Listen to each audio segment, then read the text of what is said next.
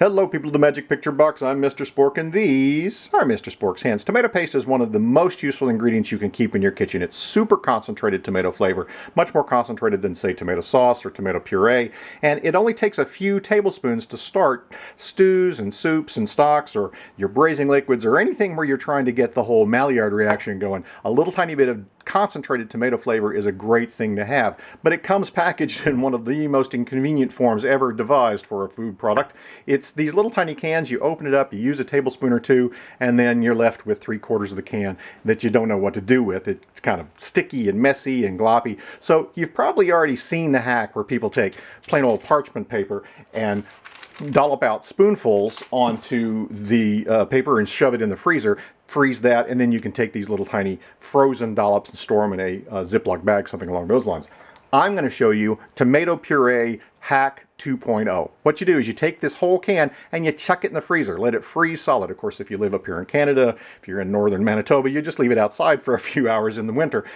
Once it's frozen solid, then you take the can, you open up the top like you would normally do.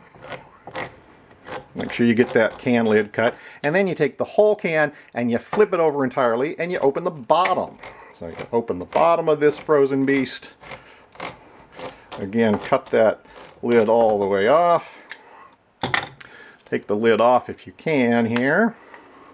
Flip the whole thing over again.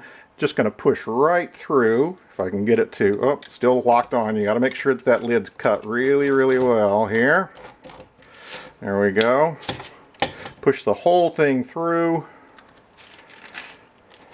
And then you've got a frozen log of tomato paste.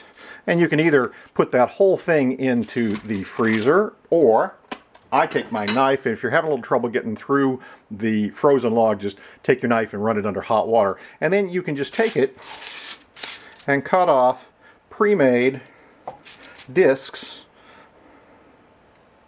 of tomato puree. 1 or 2 tablespoon portions, whatever you like. Then you stick those into a Ziploc bag and freeze them. That's Tomato Paste Hack 2.0, super simple, from Spork's Kitchen. Thanks for watching as always. If you like this idea, go check out my blog up there in the corner. Just hover the button and you'll see a link that takes you straight to all my farm and food musings. Hope you enjoyed this little tip. Talk to you next time from Spork's Kitchen.